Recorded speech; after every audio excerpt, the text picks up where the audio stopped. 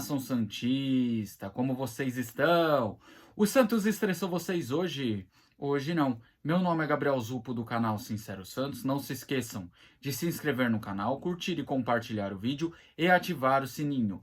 E para você que tem Instagram, seguir a página do canal, @Sincero Santos. Lembrando que lá eu tenho duas parcerias, com a página Torcida Alvinegra e com a Bruna Novaes, @Sereia Pistola. Bom, gente, o tema de hoje é para fazer um resumão do fim de semana e o que aconteceu no fim de semana do Santos. Vamos começar com essa notícia apurada por Lucas Mussetti, que o Santos afirmou ter recebido uma proposta de patrocínio master que pode ser o maior da história, mesmo estando na Série B. Bom, gente, nesse ponto eu vou ser breve para comentar. O Santos precisa de dinheiro. Até onde a gente sabe, é uma casa de aposta, que o nome não foi revelado. Geralmente, quando o nome, valores não são revelados, é para não atrapalhar as negociações. Então, o que eu posso falar nesse quesito? O Santos precisa de dinheiro e acho que é uma grande oportunidade do Santos se reestruturar, não somente na questão do campo, mas sim se reestruturar na parte financeira também. Então, acredito que esse patrocínio pode ser muito bom para o Santos, pode ajudar muito, e quando o Santos voltar para o seu devido lugar, voltará mais forte, beleza? Mas por enquanto não posso comentar mais de forma específica, porque não tem valores, porque não tem o nome da empresa de forma certa, então fica só nessa questão da especulação. Mas se o Santos realmente fechar o maior patrocínio da história, será muito importante. Bom, o segundo assunto vem através do Vene Casagrande, que o Guarani quer o goleiro Vladimir. O Vladimir, que chegou a ficar encaminhado com o Avaí, mas como teve uma demora na resposta final, uma conclusão do caso, o Avaí acabou contratando o goleiro César do Mirassol e o Vladimir acabou continuando no Santos. E agora o Guarani depende de um aval do Santos para fechar a negociação com o goleiro Vladimir.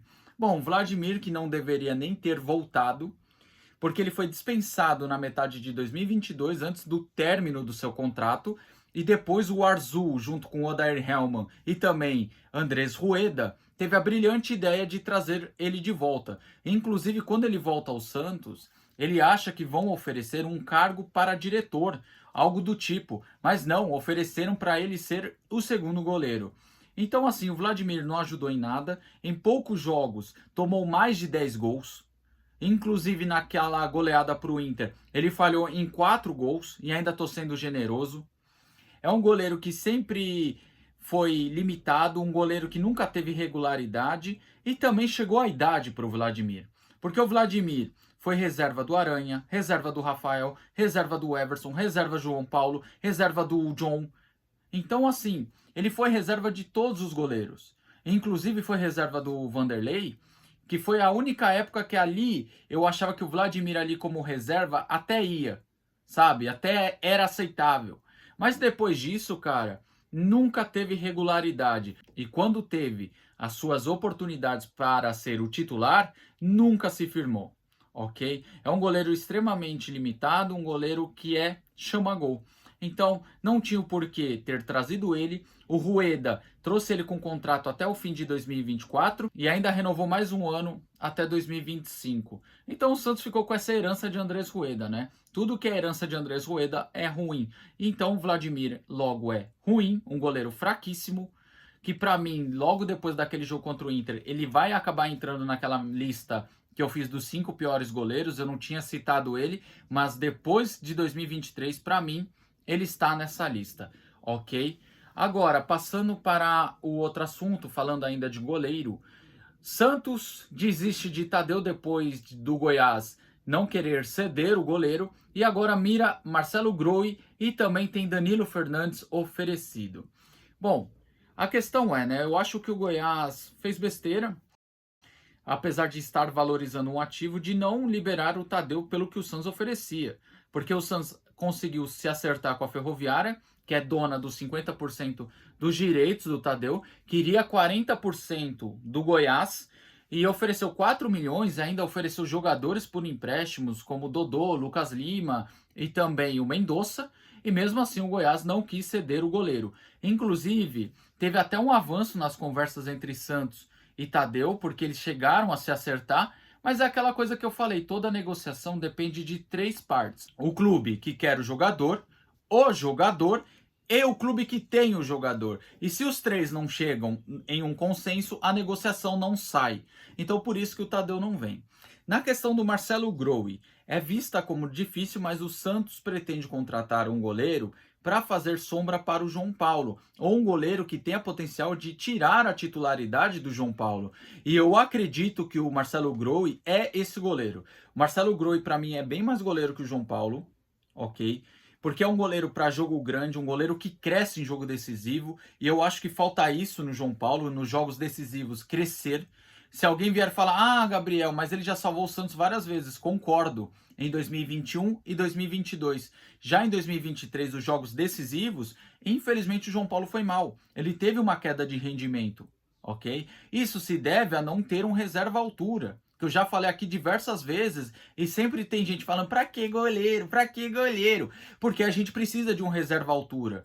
Porque senão o atleta se acomoda na posição e cai de rendimento, que nem foi com o João Paulo em 2023. Porque ele olhava para o banco e via o Vladimir. Nos outros anos que ele foi bem, que ele foi destaque, o banco dele era o John, que também é um bom goleiro. Então eu acho que a contratação do Groi vai fazer o João Paulo acordar para a vida, tirar ele dessa zona confortável e fazer com que os treinos e os jogos sejam melhores, porque vai aumentar o nível, ok, dessa disputa para a titularidade, beleza? Agora, se o Santos não conseguir o Groi, outro plano, outro alvo é o Danilo Fernandes. Só que no caso do Danilo Fernandes, ele foi oferecido por falta de espaço que ele tem no Bahia. Então, o que acontece? Quando ele é oferecido, o empresário ou o clube que tem o jogador faz o seguinte: ligaram para o Santos e falaram, ó, eu vi que vocês estão precisando de goleiro, o que vocês acham do Danilo Fernandes? Aí o presidente do Santos, ou o Galo no caso, vão sentar, analisar e levar para o treinador. Inclusive o Danilo Fernandes já trabalhou com o Carille. Provavelmente se esse nome chegar até o Carille, pode ser aprovado. Mas continuando aqui na questão do Danilo Fernandes. Vi muitos comentários negativos em relação ao goleiro, sendo que não é um mau goleiro, ok? É um goleiro que, para mim, chega para fazer a sombra para o João Paulo. É um goleiro que pode tomar a titularidade. O problema do Danilo Fernandes é o quê? São lesões e sequência. Por que eu digo isso? O jogador começou sua carreira no rival de Itaquera, onde não teve tantas oportunidades por questão do Cássio. Depois foi para o Sport, onde teve um destaque tremendo em 2015. E depois foi para o Inter, onde teve também um grande destaque até 2018. Aí em 2019 ele sofreu um pouco com oscilação e lesão. Aí não conseguiu se firmar. Foi para o Bahia, onde começou muito bem. Inclusive fez 2 boas temporadas no Bahia. Só que depois teve uma lesão e perdeu espaço para o Marcos Felipe. O Danilo Fernandes, na sua carreira, tem 261 jogos. Então, assim, eu vi muita gente criticando ele, falando, ah, não tem como acompanhar porque ele foi só reserva. Realmente, no rival de Itaquera e a última temporada, ele foi só reserva. Só que ele já foi titular com grande destaque no Sport, no Inter e no próprio Bahia. Então, assim, o Danilo Fernandes, para mim, é um bom goleiro. Não vou falar que é espetacular. Inclusive, ele estava na minha lista de 5 sugestões. Porque é um goleiro que pega pênalti, é um goleiro com uma grande liderança, é um goleiro muito bom embaixo da trave, é um goleiro que sai bem do gol. A reposição já é mais mediana, não chega a ser tão boa. Agora, contraponta a contratação do Danilo Fernandes seria o quê? A questão do histórico de lesões e também tem um histórico aí de oscilação. Mas tirando o problema de lesão e de oscilação, se é um cara ali que chega para disputar a posição, pelo menos o João Paulo sobe de nível, volta a ter um alto nível. E também, quando você não tiver o João Paulo por suspensão ou por lesão, você tem um Danilo Fernandes que é experiente e também é um bom goleiro que pode dar conta do recado. Pelo menos eu vejo dessa maneira, tá certo, gente? Bom, o vídeo é esse aí. Tamo junto, até a próxima e sempre Santos.